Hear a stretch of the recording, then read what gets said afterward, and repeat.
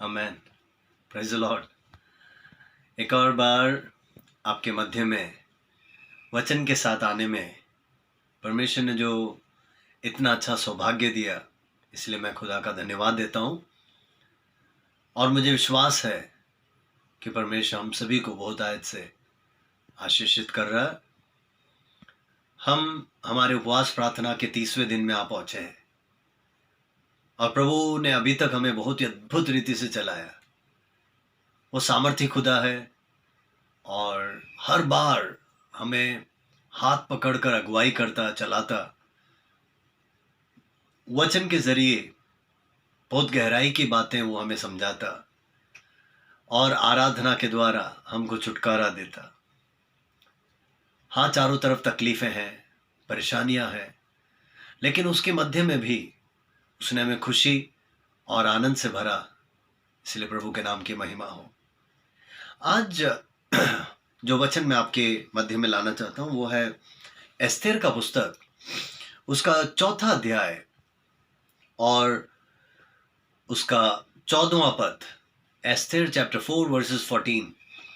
यहां पर ऐसा लिखा है, for if you remain silent at this time, relief and deliverance for the Jews will arise from another place, but you and your father's family will perish.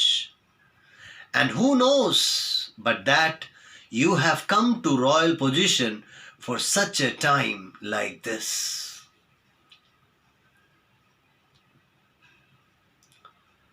आप जानते हैं, Esther के किताब के पूरे कहानी को आप जानते हैं, और अगर आप थोड़ा सा भी उसको ध्यान दें तो ये श्रेष्ठ राजा के समय पर घटी हुई एक बहुत बड़ा घटना है एस्तेर का पुस्तक। और आप पहला ही अध्याय एस्तेर का पढ़ेंगे तो उसके पहले ही वाक्य में लिखा है कि वो हिंदुस्तान से लेकर कूश तक 127 प्रांतों के ऊपर राजा था श्रेष्ठ। उस समय घटी हुई एक घटना है जो आज हम मनन कर रहे हैं। और यहां पर हम मोर्देकाई के बारे में पढ़ते हैं कि वो बहुत ही एक परमेश्वर का भय मानने वाला, आदर करने वाला, प्रार्थना करने वाला व्यक्ति। लेकिन ऐसे ही समय पर हम एक मंत्री के बारे में भी पढ़ते हैं, हामान, जो बहुत ही चालाक और राजा को खुश करने वाला, राजा के काफी करीबी था। और इस मोर्देकाई के बारे में अगर हम पढ़ें तो वो एक साधारण सा मनुष्य, राजमहल के बाहर ठाठ का वस्त्र पहनकर, राख में या एक साधारण से स्थान पर बैठता, राजमहल के अंदर भी नहीं, बाहर उसका स्थान था। तो ऐसा एक साधारण सा व्यक्ति, लेकिन परमेश्वर से प्यार करने वाला और परमेश्वर से बहुत ही करीबी रिश्ता रखने वाला। और अब हम तीसरे अध्याय से पढ़ेंगे एस्तेर के, तो वहां पर हम देखते हैं हामान मंत्री ने एक बहुत बड़ा योजना बनाई और राजा को उसने पटाया। राजा को पटाकर उसने पूरे यहूदियों को सत्यानाश करने का एक योजना बनाई। उसके पीछे कारण क्या था? उसको गुस्सा आया कि राज घराने के और राजमहल के सभी जन हामान को आदर करते, सम्मान करते, दंडवत करते, उसको आदर करते थे। लेकिन मोर्देकाई उसको दंडवत नहीं करता था। तो उसे ऐसा लगा कि इस पूरे प्रांत में कौन ऐसा है जो मेरा आदर ना करे? यहां तक कि राजा मेरा सम्मान करते हैं, मेरा आदर ना करने वाला कौन है? और ऐसे में वो बहुत ही क्रोधित हुआ। और हम आगे पढ़ेंगे तो पता चला कि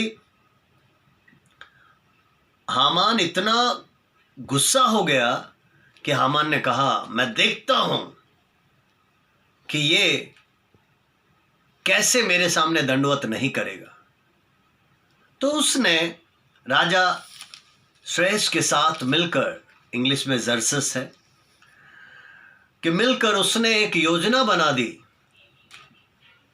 उसने गलत फहमियां फैला दी, गलत बातें फैला दी और एक प्लॉट तैयार किया। उन्होंने योजना बनाकर यह ठान लिया कि सारे यहूदियों को मार डाला जाए।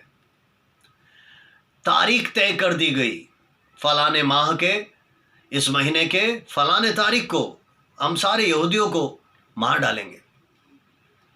लेकिन ऐसे में जो प्रभु का दास है या प्रभु का भक्त है, उस मोर्देकाई का रिस्पॉन्स क्या है? और एस्तेर जो रानी थी, रानी चुनी गई, उसका प्रतिक्रिया या उसका रिस्पॉन्स क्या है?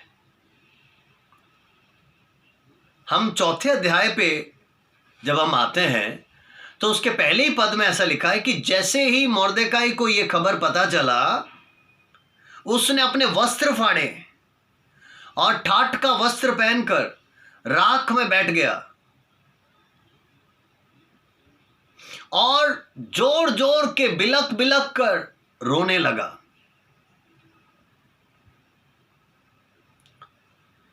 राजा के उस राजमहल के दरवाजे के निकट तक गया, क्योंकि वहां ठाठ पहनकर कोई जा नहीं सकता था। लेकिन वो वहां पर भी गया और रो रहा था, विलाप कर रहा था और उपवास कर रहा था, क्योंकि पूरे यहूदी बहुत बड़े एक संकट में है, बहुत बड़े एक परेशानी में है। ऐसे में देखिए क्या है, ये रो रहा है, विलाप कर रहा है, प्रार्थना कर रहा है, उपवास ले रहा है। मेरे प्रियो, चारों तरफ जब दिक्कतें परेशानियां हमारे भी हैं, हमारे देश में है, दुनिया में है, पूरे पृथ्वी भर पे है, ऐसे में मुझे और आपको भी यही प्रतिक्रिया करनी है, मुझे और आपको यही चीज करना है। वो है रोना है, वह प्रार्थना करना है और विलाप करना है और हमें उपवास करना है कि प्रभु ये क्या हो रहा है, हमारे देश में क्या हो रहा है, हमारे चारों तरफ क्या हो रहा है। आमीन। और उसके बाद हम आगे पढ़ते हैं कि ये प्रार्थना के बाद उसने ये खबर एस्तेर रानी तक पहुंचाया और उसने एस्तेर को क्या कहा, यदि तू इस समय चुप रहेगी तू और तेरा घराना नष्ट हो जाएगा, लेकिन परमेश्वर यहूदियों को कहीं ना कहीं से तो रास्ता निकालेगा और उन्हें बचाएगा। If you remain silent at this time, relief and deliverance for the Jews will come somehow. किसी ना किसी रीति से आएगा, लेकिन तू और तेरा घराना नष्ट हो जाएगा। मेरे प्रियो, इस हकीकत को हमें समझना बहुत जरूरी है। वहां आगे ऐसे लिखा है, कौन जाने कि ऐसे समय के लिए परमेश्वर ने तुमको चुनकर खड़ा किया है। विश्वासियों, इस वीडियो को देख रहे सभी लोगों, मैं आपसे पूछना चाहता हूं, हम में से कौन जानता है कि शायद ऐसे एक समय के लिए परमेश्वर ने मुझे और आपको ठहराया है कि हम प्रार्थना करें, कि हम मध्यस्थी करें, कि हम रोएं, कि हम विलाप करें और हमारे देश को बचा लें, हमारे इस पृथ्वी को बचा ले। ऐसा आंसू, ऐसे कराहना हमारे मुंह से निकले। और मेरे प्रियो, जब ऐसा जाकर कहा तो देखिए एस्तेर का प्रतिक्रिया क्या रहा। एस्तेर ने मोर्देकाई को जवाब भिजवाया। आप 4 का 16 एस्तेर पढ़ेंगे तो वहां पर ऐसा लिखा है कि सारे यहूदियों को इकट्ठा कर लो जो सूसा में है, एंड मेरे लिए उपवास करो। ना खाओ ना पियो, 3 दिन तक ना खाएंगे ना पिएंगे, दिन और रात। और मैं और मेरे सहेलियां या जो रखेल हैं, हम सब मिलकर उपवास करेंगे, हम सब मिलकर प्रार्थना करेंगे। और जब ये पूरा होगा, मैं राजा के पास जाऊंगी, चाहे वो आज्ञा के या नियम के विरुद्ध हो। और इसके लिए अगर मुझे नाश होना पड़े, मैं नाश हो जाऊंगी। इसका मतलब if I perish I perish. अगर इसके लिए मुझे अपनी जान गंवानी हो, मैं तैयार हूं। Hallelujah, hallelujah. मेरे प्रियो, बाइबल आगे पढ़ेंगे तो वहां पर ऐसा लिखा है, और आप समझ सकते हैं यहां पर जो सच्चाई हम सीख रहे हैं, कि जब यहूदियों को चारों तरफ से एक बहुत बड़ा संकट आया, मोर्देकाई, सारे यहूदी, एस्तेर, उसके सहेलियां, सब मिलकर विलाप कर रहे, उपवास कर रहे, प्रार्थना कर रहे, प्रभु से याचना कर रहे कि प्रभु कुछ ना कुछ तो कर, हमारे यहूदियों को बचा, हमारे लोगों को बचा, नाश होने ना दे। हालेलुया। मेरे प्रियो, आगे आप पढ़ेंगे तो बहुत ही बड़ा चमत्कार हुआ, बहुत ही बड़ा चमत्कार हुआ। और वो क्या चमत्कार था? कि परमेश्वर ने राजा को नींद नहीं दी, राजा को नींद नहीं दिया। और राजा उस आधी रात को ही उठकर कहता है, वो कहता है जल्दी से उन किताबों को लेके आओ, सारे रिकॉर्ड्स को लेके आओ और पढ़ो, उसमें क्या क्या लिखा है, मैंने क्या किया है, क्या नहीं किया है, क्या किसी को कुछ देना बाकी है, किसी के लिए कुछ करना बाकी है। तो उसको पता चला कि एक बार मोर्देकाई ने राजा का जान बचाया था और उसको इनाम में कुछ भी नहीं दिया गया है। हालेलुया। और मेरे प्रियो, क्या हुआ? संक्षिप्त में कहानी आगे जाके ऐसा खत्म होता है कि राजा तुरंत अपने मंत्री को बुलाता है और मंत्री हामान राजा के पास आता है और राजा उससे पूछता है कि राजा जिससे खुश हो उसके लिए क्या करना चाहिए। मंत्री हामान मन ही मन में सोचता है कि सबसे करीबी तो मैं ही हूं, राजा सबसे ज्यादा खुश मुझसे ही है। तो उसने कहा, ऐसे व्यक्ति जिससे राजा खुश हो, घोड़े में बिठाना चाहिए, उसको राजा का अंगूठी पहनाना चाहिए, राजा का राज वस्त्र उस परिधान को पहनाना चाहिए और घोड़े में बिठा के पूरे नगर में घुमाना चाहिए। और ऐसा ऐलान किया जाना चाहिए कि राजा जिससे प्रसन्न हो उसके साथ ऐसा किया जाएगा। मेरे प्रियो, एस्तेर 6:11 पढ़ोगे, वहां पर ऐसा लिखा है, राजा ने कहा, ठीक है हामान, तूने जो भी कहा है कबूल है, जा वैसा का वैसा ही मोर्देकाई के लिए कर। आमीन, hallelujah, hallelujah.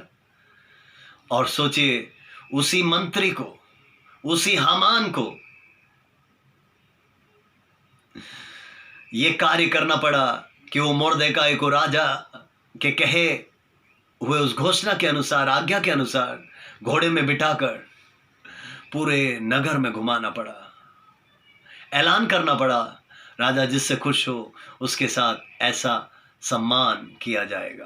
Praise the Lord, hallelujah. मेरे प्रियो, आप आगे पढ़ेंगे तो आपको और अच्छा लगेगा कि इस बीच में क्या होता है। रानी को जो करना था वो रानी करती है। रानी क्या करती है? रानी राजा को बुलाती है, राजा को जेवनार खिलाती है, उसे खुश करती है,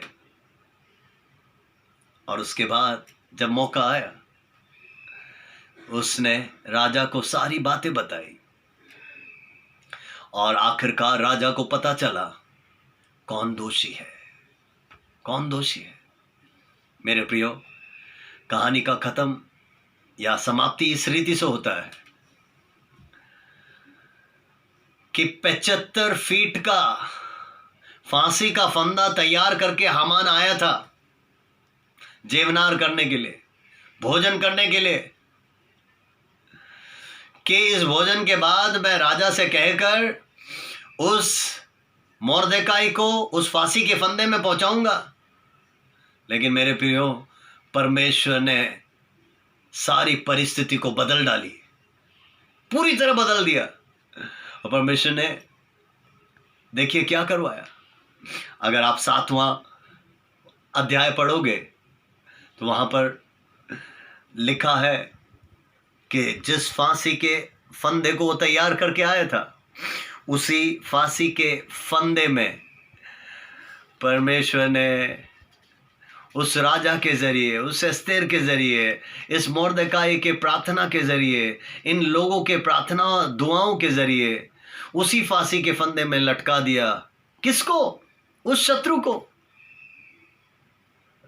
उस हामान को, जो प्रभु के जनों को तंग कर रहे थे, जो पूरे यहूदियों को खत्म करना चाहते थे।